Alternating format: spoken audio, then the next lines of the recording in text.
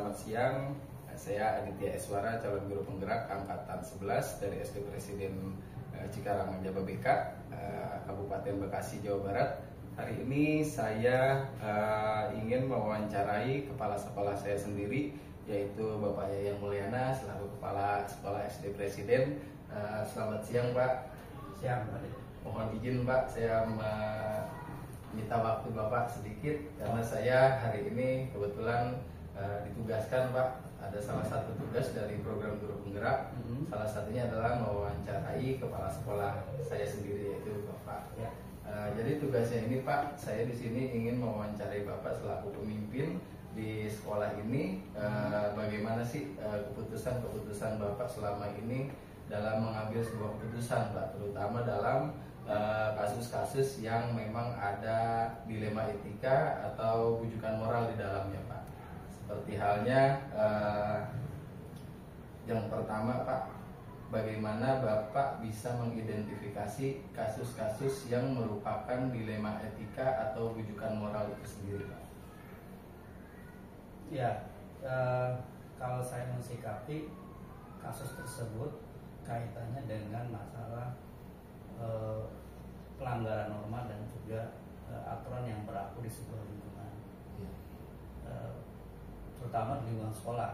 Dalam hal ini kan tentunya warga sekolah itu kan tidak hanya siswa, guru pun juga termasuk, dan juga orang tua. Di lingkungan sekolah pastinya semua punya aturan, punya tata tertib. Nah, ketika ada sebuah pelanggaran, yaitulah tantangannya bagaimana kita mensikapi penyelesaian pelanggaran aturan tersebut dengan arif dan bijak, karena ada kaitannya juga dengan nilai-nilai tadi, etika dan moral. Betul, Pak. Seperti itu. Ya, contoh yang sederhana mungkin kalau di sekolah itu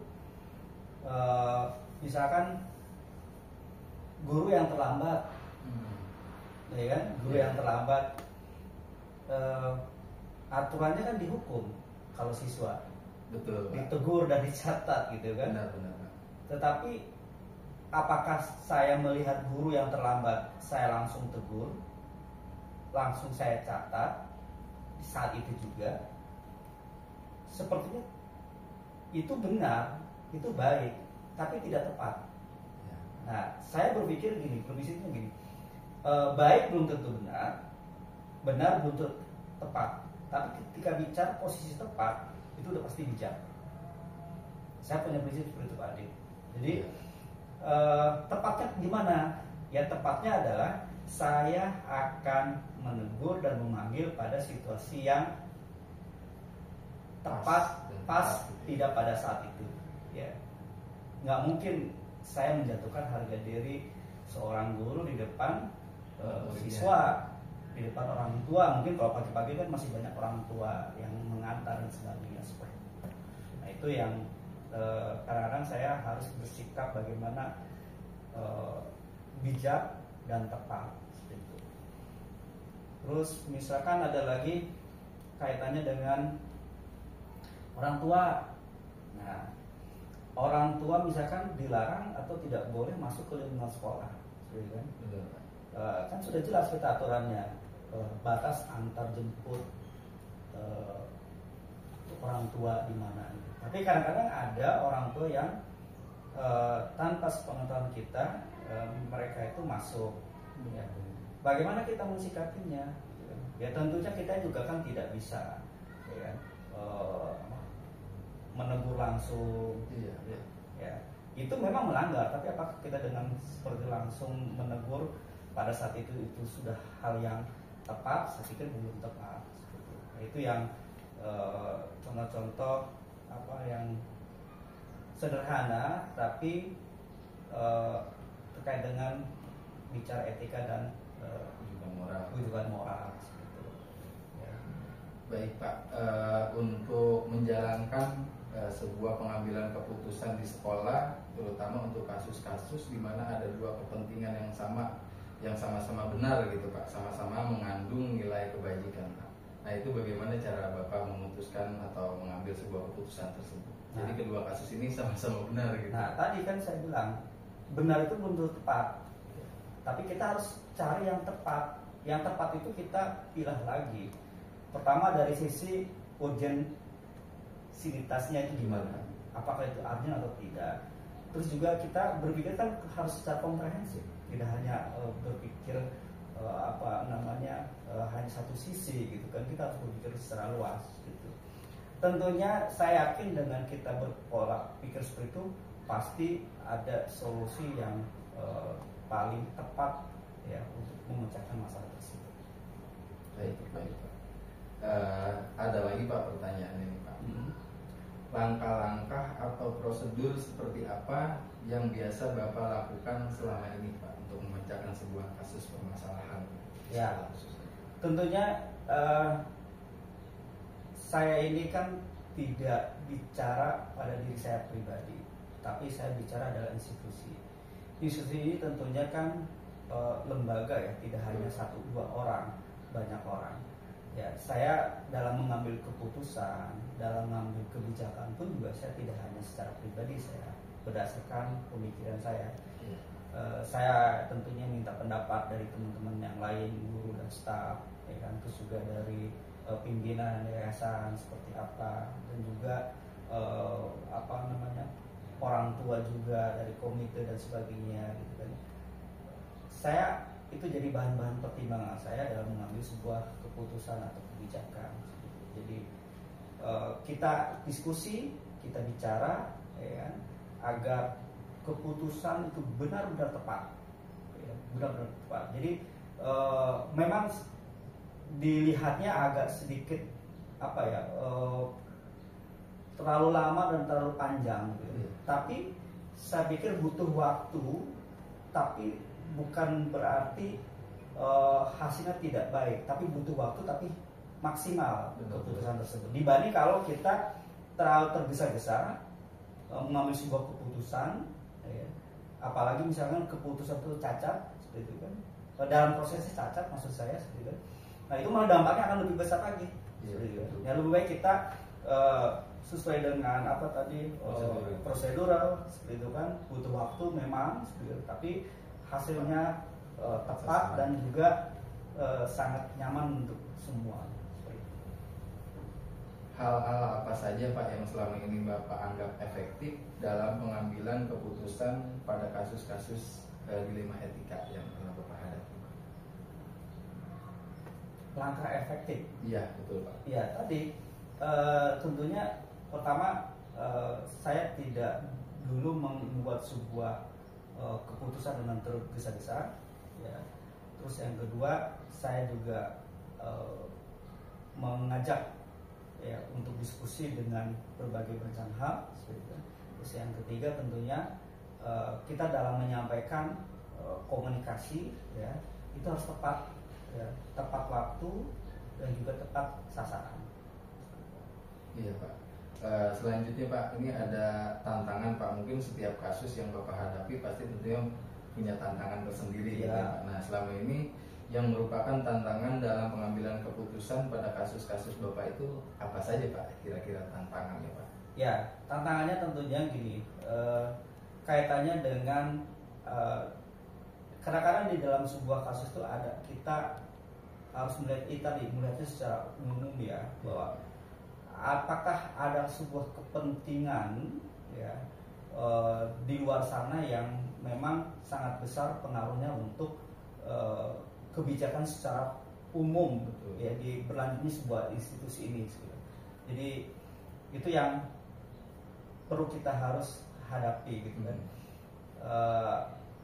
Dan juga apa tadi bahasanya Prosedur Pak. Bukan prosedur, maksudnya kalau ikut campur tangan itu bahasanya apa ya?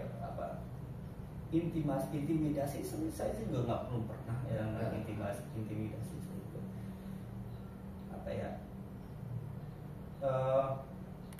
Ya keterlibatan langsung seseorang yang memang pada bukan perannya. Betul.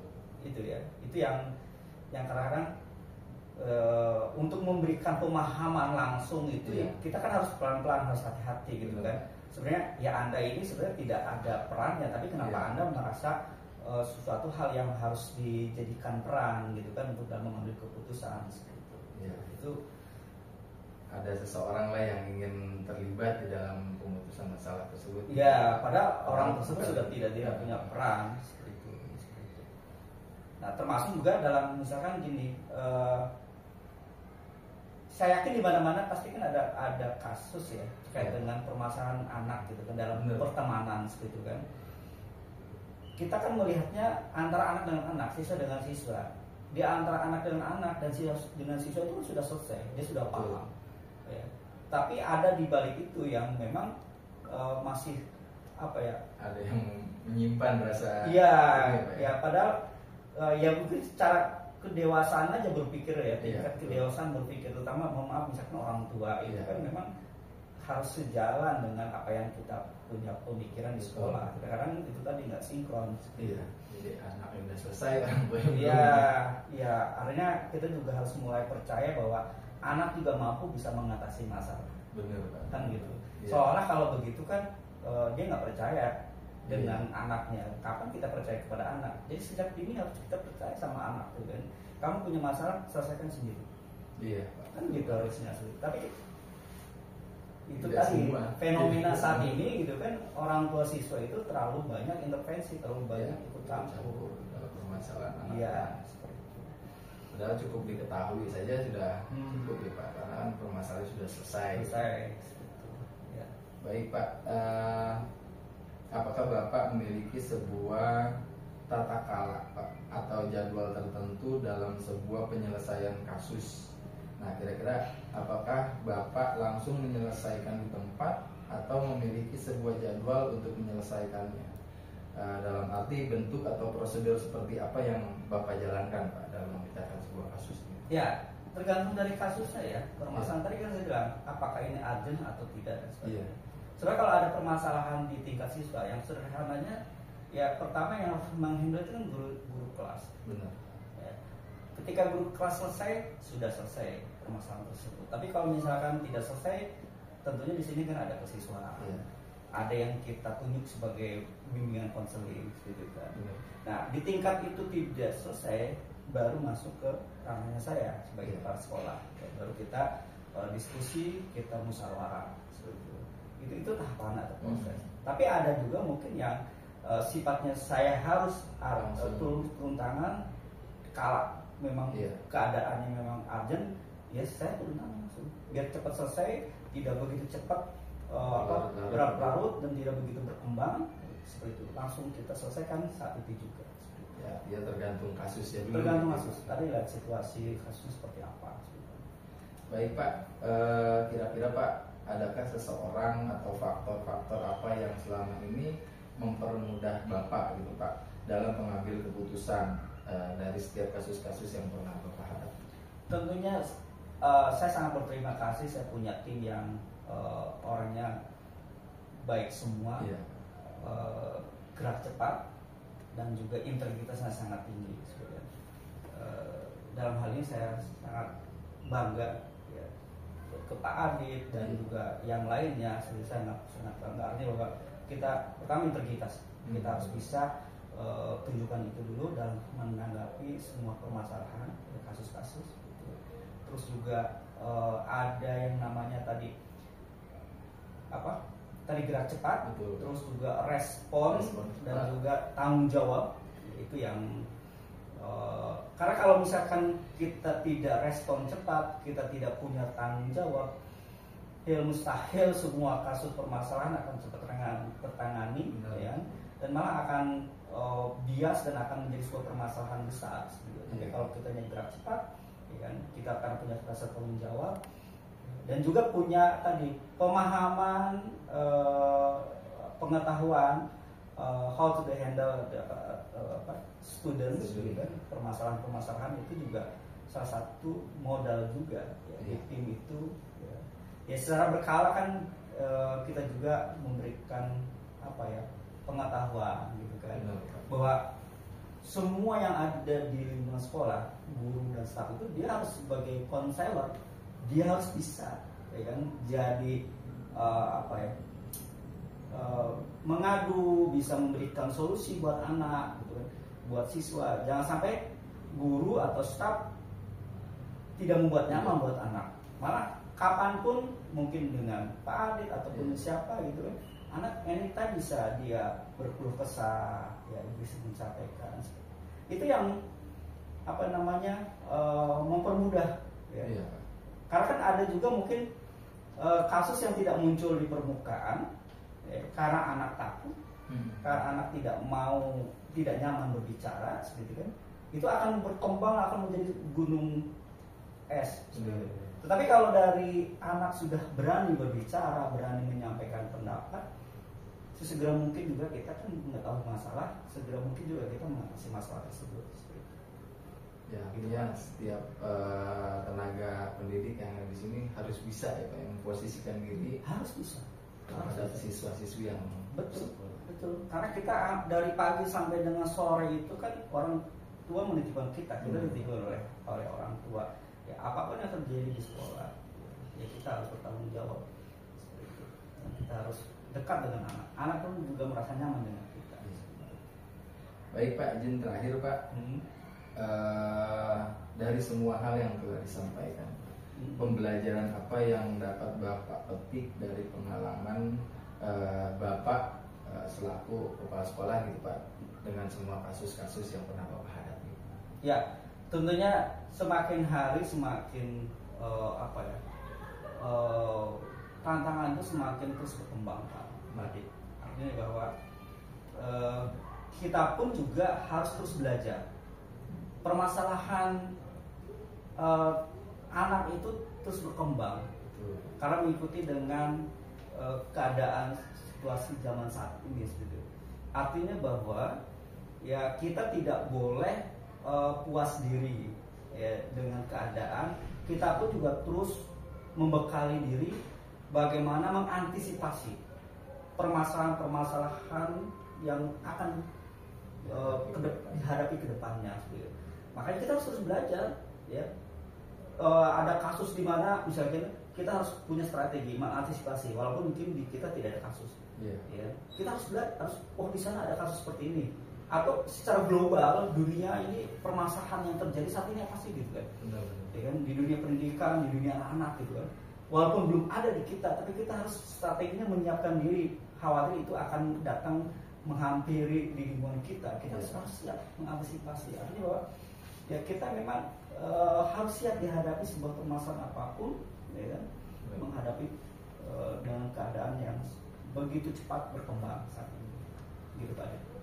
Baik Pak, ini untuk pertanyaan-pertanyaan sudah saya tanyakan semua ke Bapak Pak. Saya banyak-banyak terima kasih pada Bapak telah berbagi pengalamannya, cara menindaklanjuti kasus yang pernah Bapak hadapi, gitu Pak. Banyak pelajaran yang bisa saya ambil dari Bapak. Dan mohon izin Pak, Bapak juga memang salah satu orang di sekolah ini yang selalu memotivasi saya Pak untuk selalu maju ke depan, untuk selalu berusaha menjadi yang terbaik Pak. Artinya saya ingin pengabdian saya sebagai seorang guru ini kepada siswa-siswi di SD Presiden khususnya dapat bermanfaat, gitu Pak, dan berdampak yang besar kepada siswa-siswi serta pada orang tua murid Pak. Terima kasih banyak mungkin Pak untuk waktunya Pak. Sehat selalu untuk Pak Yayan ya, Pak. Dan mohon izin Pak selalu berikan semangat yang positif kepada saya karena untuk tugas-tugasnya belum selesai Pak, masih ada beberapa modul yang belum saya selesaikan. Saya tentunya sangat mendukung terkait dengan program ini Pak Adit, ya, dan saya juga bangga salah satunya Pak Adit yang terpilih yang lolos dalam program ini. Program ini saya sangat baik ya, untuk bagaimana kita untuk terus info terhadap diri kita sendiri, karena itu sangat penting apa adanya untuk yang terus kita berkembang. Jadi dengan khawatir, tentunya saya selalu mendukung terkait dengan hal ini. Sukses selalu dan tetap semangat. Amin, amin. Dan jangan lupa ilmunya nanti dibagikan juga ke yang lain. Siap Pak, pasti nanti saya berbagi. Iya, ilmu yang baik adalah ilmu yang bermanfaat. Betul Pak, betul. Baik Pak, dari saya cukup. Sekali lagi saya ucapkan terima kasih banyak. Mohon izin, saya Aditya Iswara, calon guru penggerak angkatan 11 dari SD Presiden Cikarang Jawa BK, Kabupaten Bekasi, Jawa Barat. Selamat siang. Mari Pak. Ya, selamat siang. Terus Pak. Amin Pak.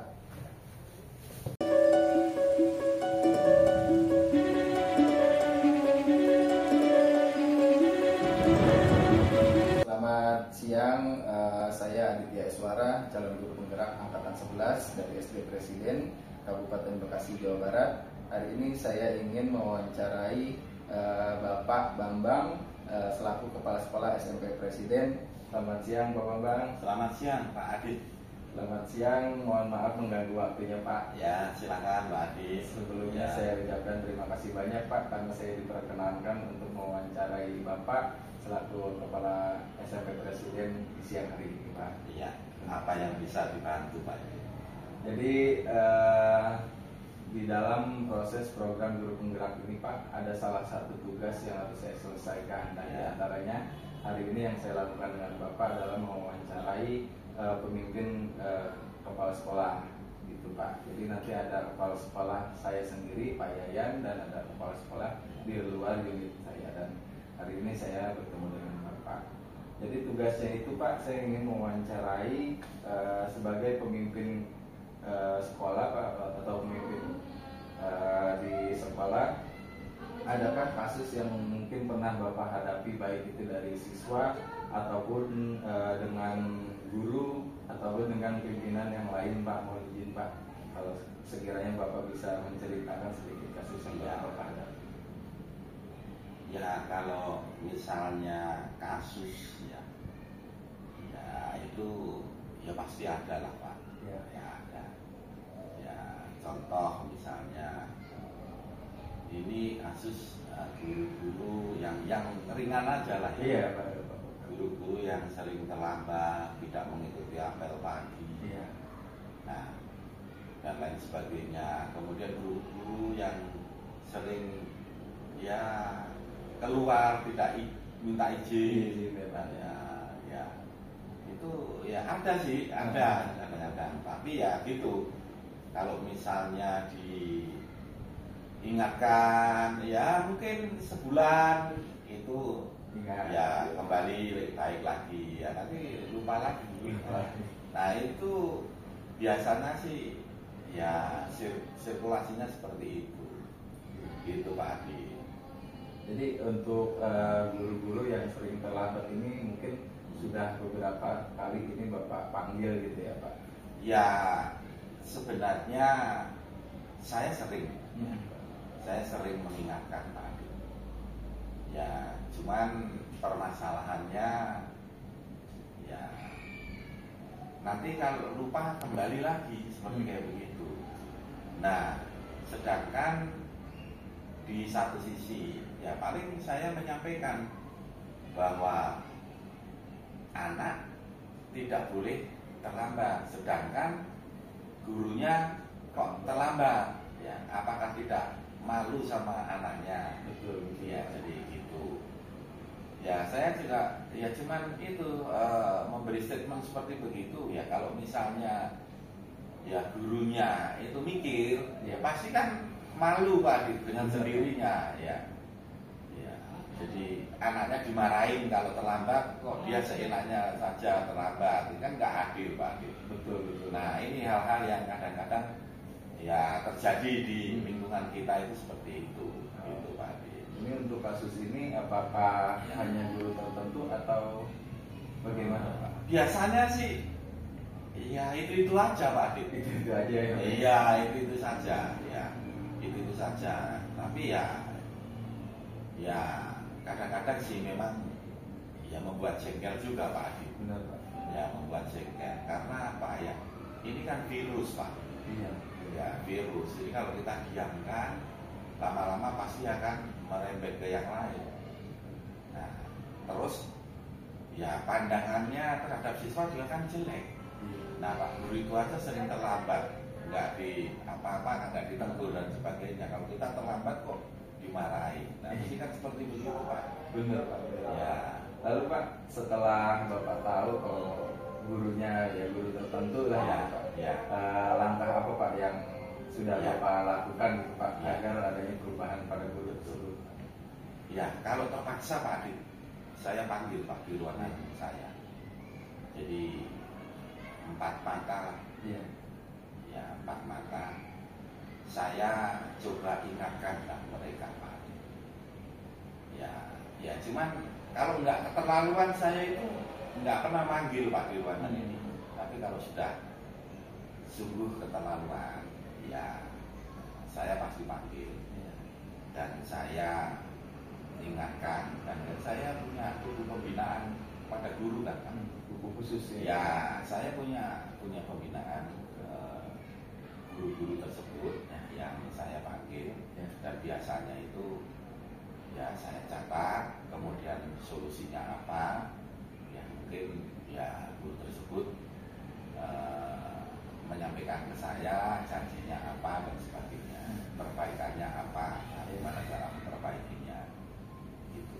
Ya kalau terus menerus berulang dan sebagainya, ya langkah pertama ya nanti nggak saya kasih jam mengajar nanti Pak.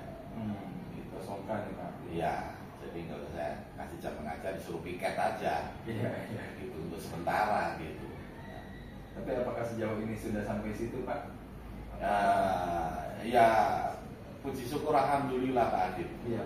Ya rata-rata sih di lingkungan kita di sini itu setelah kita tegur, setelah kita peringatkan dengan keras begitu, ya kemudian berubah Pak Adit. Ya. Tetapi ya seandainya kalau misalnya udah sangat keterlaluan, ya apa boleh buat Pak Adit. Benar Pak. Ya mesti ya, kita lebih baik ya hilang satu daripada jadi virus yang menyebar kemana-mana. Tapi Pak, izin Pak, biasanya kan di dalam sebagai pemimpin itu ada beberapa tantangan ya Pak ya, untuk membuat sebuah keputusan gitu ya Pak. Nah kira-kira selama ini Pak, selama Bapak memimpin, tantangan apa sih Pak yang buat Bapak ini membuat keputusan Bapak ini berat gitu Pak? Ada nggak Pak kira-kira yang? Iya, tantangan, kalau kita bicara dengan tantangan ya Pak Adit ya, tantangan itu biasanya yang sering terjadi itu ada 2. Ya, tantangan yang terjadi di dalam diri guru tersebut, dan tantangan yang terjadi di luar daripada pribadi guru tersebut. Contoh misalnya, ya kalau tantangan yang dari dalam diri itu ya karena ya memang gurunya males, mungkin gurunya lagi ada problem, ya mungkin gurunya lagi ada ya apa sesuatu yang mungkin membuatnya dia agak males datang ke kantor dan sebagainya. Tantangan dari luar ya kadang-kadang memang kondisi di lingkungan sekitarnya, mungkin di keluarganya, mungkin di ini yang kurang kondusif. Jadi kadang-kadang membuat guru tersebut sering terlambat atau telat. Nah, ya kalau di dalam dirinya sendiri ya itu tadi biasanya kita panggil, kemudian kita berikan pencerahan lah, tidak ya kita bina lah Pak. Ya, nah kalau dari luar ya paling ya sama-sama kita sampaikan bahwa ya yang punya permasalahan itu bukan Bapak saja, semua orang pasti mempunyai permasalahan, tetapi jangan sampai ya kita mengambil solusi yang merugikan anak-anak juga gitu. Kan ada solusi yang bagus, solusi yang sama-sama menguntungkan, bukan solusi yang merugikan. Kalau Bapak mengabaikan datang ke sekolah, berarti kan anak-anak terlambat, berarti anak-anak kan itu dirugikan. Itu Pak Adit. Ya. Adanya itu ya Pak ya, harus ada contoh yang oh iya, keteladanan itu kan harus Pak ya. Karena penanaman pendidikan karakter itu kan harus. Betul, ya Pak. Selain melalui pembiasaan, kemudian keteladanan atau contoh, nah kemudian ya penanaman nilai kebaikan tadi Pak Adit. Nah nilai-nilai kebaikan pembiasaan, contoh-contoh baik. Nah itulah yang akan kita tanamkan kepada anak-anak. Nah kalau gurunya tidak bisa memberikan contoh, memberikan contoh nilai-nilai atau kebiasaan yang baik, bagaimana akan membentuk karakter anak didiknya? Betul. Itu Pak Adi. Secara garis besar ya harus ada contoh Harus dulu. ada contoh. Iya betul. Idola Pak. Jadi Betul. anak-anak itu harus ada idola. Iya. Ya, idolanya siapa? Harus pertama kali ya gurunya, orang tuanya dan sebagainya. Itulah. Kalau seandainya gurunya aja tidak diidolakan, Nah, motivasi pembelajarannya mungkin jadi berkurang. Betul Pak Adi. Jadi untuk ini Pak, apa namanya, biasanya dalam sebuah kepemimpinan itu kita butuh seorang gitu ya Pak ya, yang buat Bapak mungkin menjadi lebih tenang, menjadi lebih pemikiran Bapak menjadi lebih luas lagi. Nah kira-kira ada nggak Pak seseorang, entah itu dari keluarga atau sahabat kah, yang membuat sebuah permasalahan yang Bapak pernah hadapi ini, yang awalnya kita memikirkannya terlalu berlebihan mungkin gitu Pak, sehingga Bapak menjadi pikiran gitu Pak. Nah ada nggak Pak kira-kira keluarga atau sahabat yang membuat pemikiran Bapak menjadi lebih ringan gitu Pak, sehingga menyelesaikan kasus itu Bapak menjadi lebih tenang lagi? Pak, jadi saya sih orangnya itu simpel Pak. Jadi saya itu tidak usah terlalu jauh mengambil siapa-siapa, tetapi yang saya teladani dan saya contoh adalah filosofis dari tokoh pendidikan kita, yaitu Ki Hajar Dewantara Pak. Ya, kata-kata itu cukup mendalam Pak, kalau kita maknai ya. Engarso Sunturodo. Jadi seorang pemimpin itu kalau ditaruh di depan itu harus bisa menjadi contoh anak buahnya. Harus dapat dicontoh oleh anak buahnya. Ing madya mangun karso. Seorang pemimpin biarpun ditaruh di tengah itu harus dapat membangun gagasan-gagasan, memberikan ide-ide kepada anak buahnya. Tokuri Handayani, ya meskipun seorang pemimpin itu ditaruh di belakang, itu harus bisa memberikan kekuatan timnya itu. Nah, jadi mereka lah yang akan merangkul dan mendorong dan memberikan kekuatan timnya. Itu Pak Adi. Iya Pak, betul sekali Pak. Ada dari Hajar Dewantara ya, itu filosofisnya udah seluruh dunia itu mengakui itu Pak Adi. Ya, betul Pak. Hajar Dewantara itu. Ya, gimana Pak Adi? Kalau kita di depan, kita memberikan contoh. Ya, ketika kita diposisikan di tengah, kita memberikan ide dan gagasan. Dan kita diposisikan di belakang, tetap kita harus mengarahkan. Ya, mengarahkan, mendorong, mensupport. Betul Pak. Ya, Memberikan ide-idenya ya, agar yang kita arahkan sesuai dengan jalurnya. Ya, gitu. Ya betul Pak Adi. Baik Pak Bambang, Ya. terima kasih banyak ini Pak untuk sesi wawancaranya Pak. Ya, ini Pak Adit. Ya, saya bukan orang pinter, orang cerdik pandai Pak, tapi ya itu hanya ya pengetahuan saya sesampai-sampainya Pak Adit. Iya, Pak. Ya, mudah-mudahan bisa membantu Pak Adit lah dalam hal ini. Siap Pak. Dari Itu sini Pak Adit. juga saya belajar Pak. Ya. Akhirnya belajar jiwa kepemimpinan yang ada di Ya. dalam Bapak agar bisa menular pada diri saya pribadi. Oke Pak Adit, kalau ada kekurangannya ya tolong dimaafkan Pak Adit. Siap. Ya, semoga berguna Pak Adit. Terima kasih banyak Pak. Terima kasih. Selamat Ya, siang. selamat siang. Assalamualaikum warahmatullahi wabarakatuh.